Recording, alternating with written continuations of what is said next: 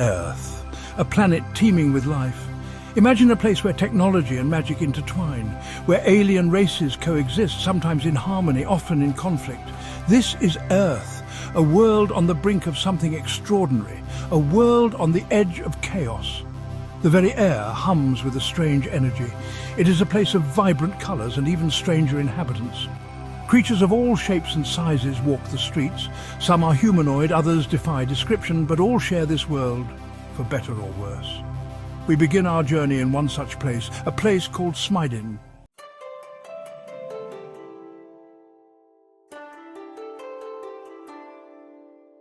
Jack Korojan, a name whispered with respect and fear throughout the sector, a warrior without equal. His reputation precedes him. His name is synonymous with the Smidin style, a martial art known for its brutal efficiency.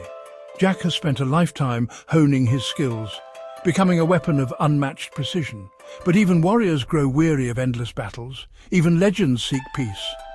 He sought solace not in the clamour of battle, but in the quiet tranquility of his order's chapter house.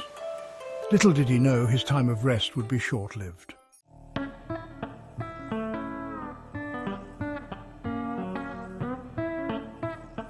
In the heart of Earth's bustling cities, another legend was being brewed. This was the legend of Knave Cider, a beverage known throughout the sector for its potency and unique flavour. Knave Cider, a drink for the adventurous, the bold, and some might say the foolish. Brewed from exotic fruits found only in the Zuvian Empire, it was a drink unlike any other. Its taste was said to be both sweet and tart, with a hint of spice that lingered on the tongue. The secret to its unique flavour lay in the fermentation process, a closely guarded secret passed down through generations of Zuvian brewers. Whatever the truth, Knave Cider was more than just a drink on Earth. It was a cultural phenomenon.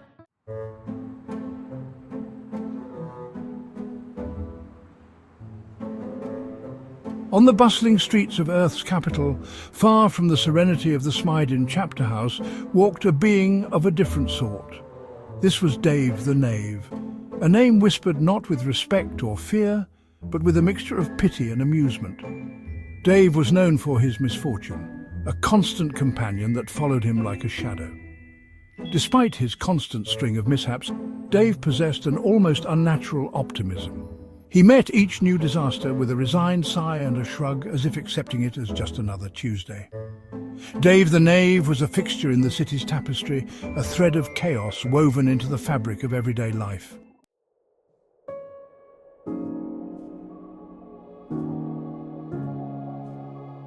Fate, it seemed, had a strange sense of humour.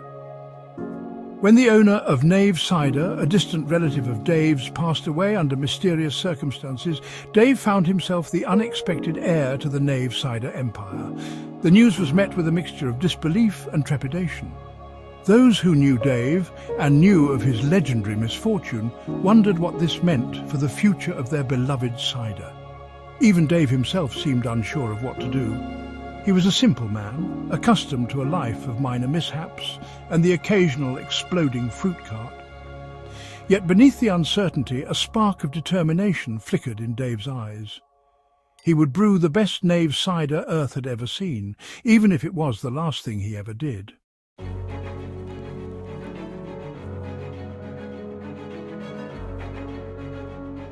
Unbeknownst to Dave, his inheritance came at a time of escalating tensions between the Zuvian Empire and their sworn enemies, the Gaul.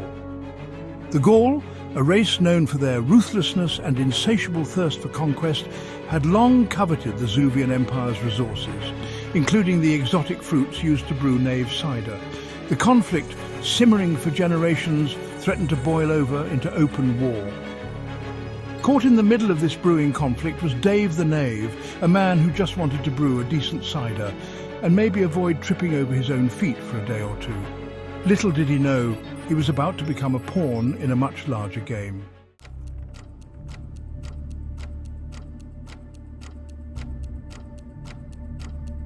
One evening, as Dave struggled to decipher his great-aunt's recipe book, a stranger arrived at the brewery. Clad in a long coat and a wide-brimmed hat that shadowed his features, he introduced himself simply as Mr. X. Mr. X claimed to be a representative of the Zuvian Empire, there to ensure the continued success of Knave Cider during these uncertain times. He proposed a special project, a new line of Knave Cider, bottled with labels bearing Dave's likeness, specifically for export to Gaul. This new brew, Mr. X explained, would contain a special ingredient, a secret herb that would enhance its flavour and appeal to the Gaul palate. He assured Dave that it was perfectly safe, a mere marketing tactic to increase sales and bolster the Zuvian economy. Dave, ever trusting and eager to please, agreed.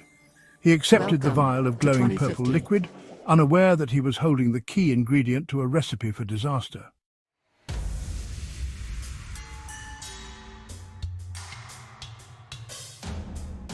The new Knave Cider, destined for Gaul, looked deceptively innocent. The bottles were identical to the regular brew, save for one crucial detail: the label. Where once a cheerful blue banner proclaimed the cider's name, now a striking purple label adorned the bottles. This seemingly insignificant change, however, hid a sinister secret. The purple label signified more than just a different market. It represented a calculated act of sabotage, a betrayal of trust disguised as intergalactic commerce. Within the purple-labelled bottles, the special ingredient Mr. X provided worked its magic. The potent herb, known only by its Zuvian name, Varlesh, was not a flavour enhancer. It was a highly addictive, mind-altering substance carefully cultivated by the Zuvian government for this very purpose. The plan was simple, devious, and reliant on the unsuspecting Dave. Flood the Gaul markets with Varlesh-laced Knave Cider, then strike when their society succumbs to its addictive properties.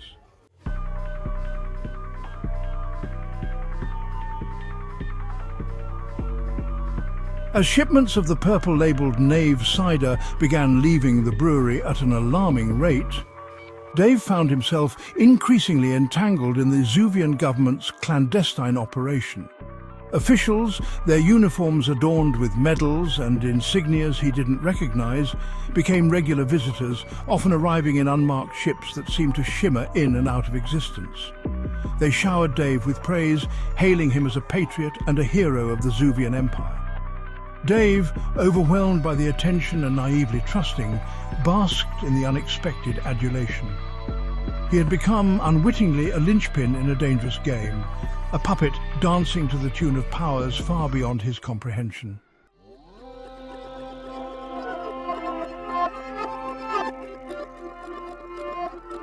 Despite the praise and reassurance, a seed of doubt began to grow in Dave's mind.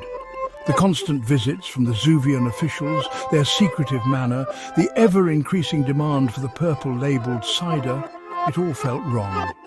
Late at night, surrounded by the hum of brewery machinery and the sweet aroma of fermenting fruit, Dave found himself staring at a vial of the special ingredient, the glowing purple liquid that had become such an integral part of his life. A nagging feeling, a voice deep inside him whispered that something wasn't right.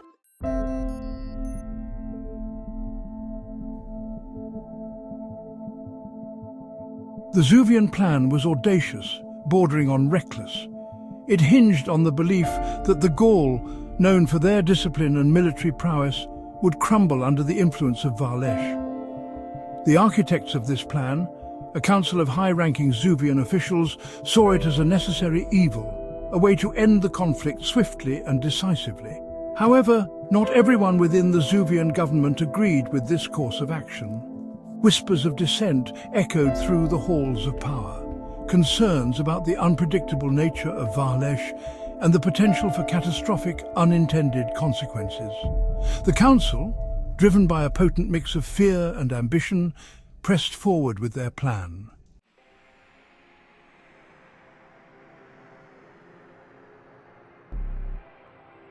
Across the interstellar void, on the harsh, metallic world of Gaul, the first shipments of Dave's special brew arrived. The Gaul, initially wary of the unfamiliar beverage, soon developed a taste for the sweet, spiced cider. Word of Knave Cider spread like wildfire through their ranks. It became the drink of choice, a symbol of status and camaraderie. As the Gaul consumed more and more of the tainted cider, the effects of the Val-Esh began to take hold. What started as a pleasant buzz, a heightened sense of well-being, gradually transformed into a craving, an insatiable need for another taste. Their society, once a model of order and discipline, teetered on the brink of chaos.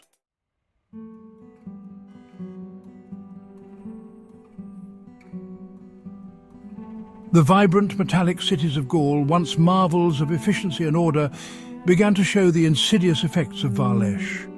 The once pristine streets where gleaming transport pods zipped between towering structures were now littered with debris and the telltale purple glass of discarded Knave cider bottles. The Gaul, once known for their stoicism and unwavering discipline, underwent a chilling transformation. Their usual steely gaze was replaced by a vacant, almost desperate yearning. Their movements, once precise and controlled, became erratic, their bodies racked with tremors, a testament to the addictive grip of Val-Esh. Even their once feared military might began to falter. The Zuvian plan, it seemed, was working.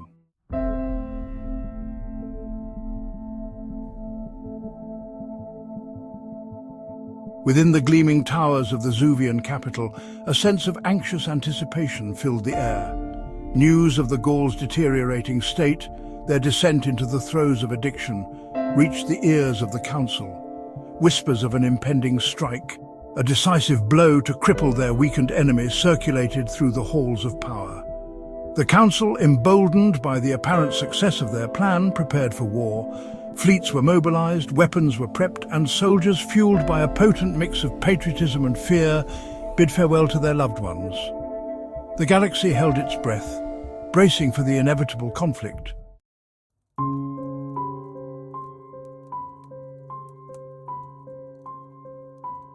The Gaul, a society built on unity and unwavering obedience, found themselves fractured, their once unbreakable bonds strained to the breaking point by the insidious allure of Val-Esh. Those who succumbed to the addiction, their minds clouded by the constant craving, turned against their brethren, seeing them as obstacles, as competition for the coveted purple-labelled cider. The once ordered society descended into chaos, with riots erupting in the streets, fueled by desperation and withdrawal. However, not all Gauls succumbed to the allure of Val-Esh. A civil war, a conflict that cut to the very heart of Gaul society, loomed on the horizon.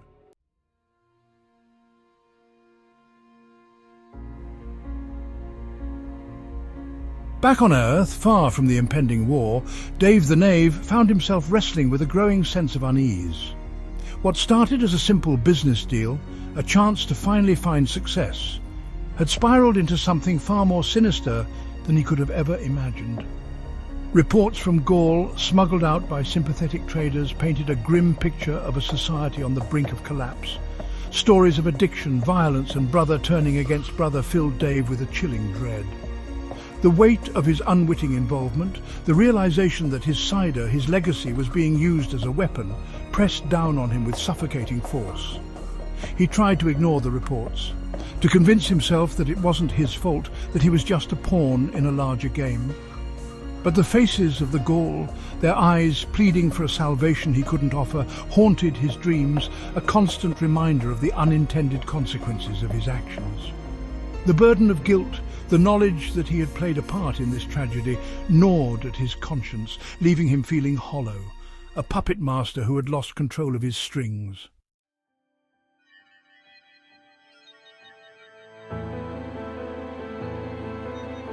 Section 5. The calm before the storm, a galaxy on edge. The galaxy held its breath, poised on the precipice of a conflict that promised to reshape the very fabric of their existence.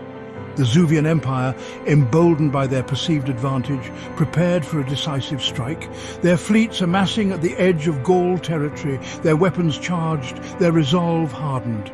Meanwhile, the Gaul, their society fractured, their strength waning, fought a desperate battle for survival. The line between friend and foe blurred, as addiction pitted brother against brother, their once unwavering unity shattered by the insidious power of Val-Esh. And caught in the middle of this cosmic maelstrom, a simple brewer named Dave grappled with the consequences of his actions. his legacy forever intertwined with the fate of two civilizations. The stage was set, the players in position, the galaxy bracing for the inevitable storm.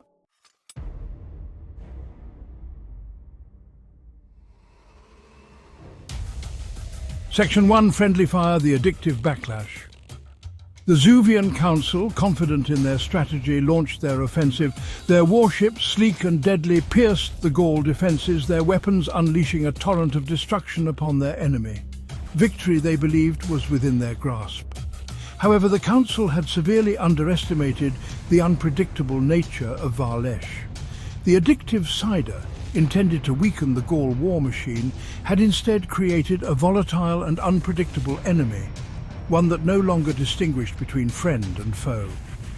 On the battlefields, a new kind of chaos unfolded. Gaul soldiers, their eyes glazed over, their bodies racked with tremors, turned their weapons on their comrades. Orders were met with incoherent screams. Strategic maneuvers devolved into frenzied melees.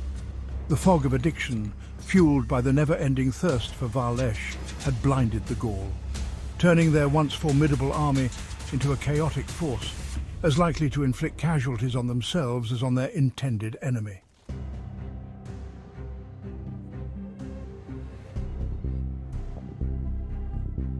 Section 2. The Zuvians' miscalculation, a plan gone awry.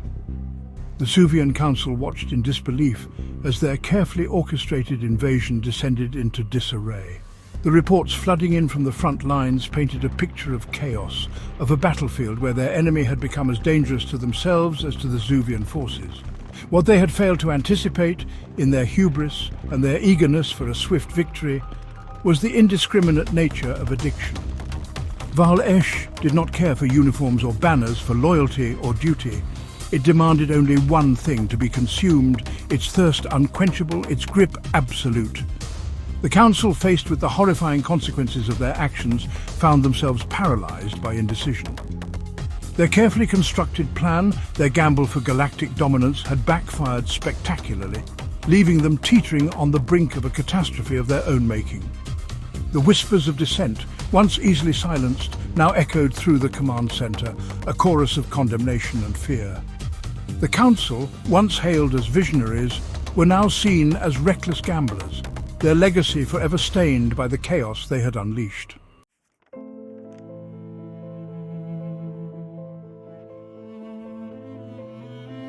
Section 3. Dave's epiphany, a moment of clarity. Back on Earth, Dave watched in horror as news of the unfolding disaster reached his brewery. The images flickering across his monitor, images of Gaul soldiers firing blindly, their faces contorted in a mixture of agony and rage, mirrored the turmoil brewing within him. The weight of his unwitting complicity pressed down on him with crushing force. He had become a weapon, his legacy forever intertwined with the suffering he had helped inflict upon an entire civilization. Yet, amidst the guilt and despair, a spark of determination ignited within Dave. He had unwittingly helped create this chaos, but perhaps he could also help end it. He had the recipe, the knowledge of Varlesh, and a desperate hope that somehow he could use it to undo the damage he had wrought. His eyes fell upon his great-aunt's recipe book, its pages filled with cryptic notes and strange symbols. Somewhere within those pages, he believed, lay the key to neutralizing Varlesh, to breaking its hold on the Gaul and ending the senseless bloodshed.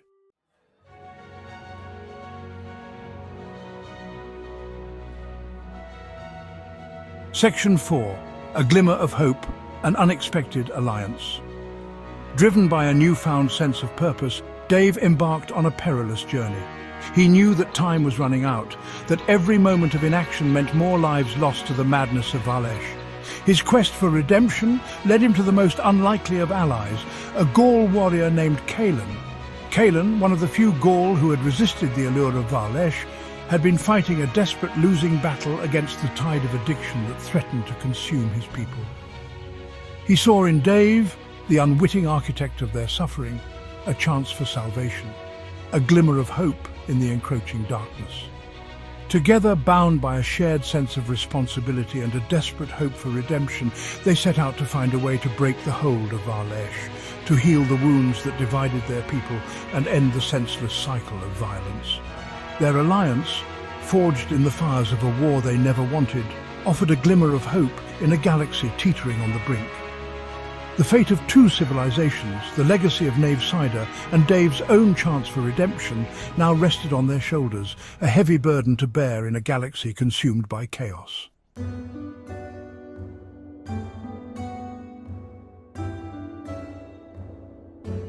Section 1. Reflections on Knave Cider, a galaxy scarred. The tale of Knave Cider is a cautionary one, a stark reminder that even the most innocuous of creations can have far-reaching and unintended consequences. What began as a simple beverage, a symbol of camaraderie and good cheer, became a tool of destruction, a catalyst for chaos and despair. Dave the Knave, a man thrust into a role he never sought, became a tragic figure, his legacy forever intertwined with the suffering he unwittingly helped create. His journey, from hapless brewer to pawn in a galactic power struggle, highlights the fragility of peace and the ever-present potential for good intentions to pave the road to hell.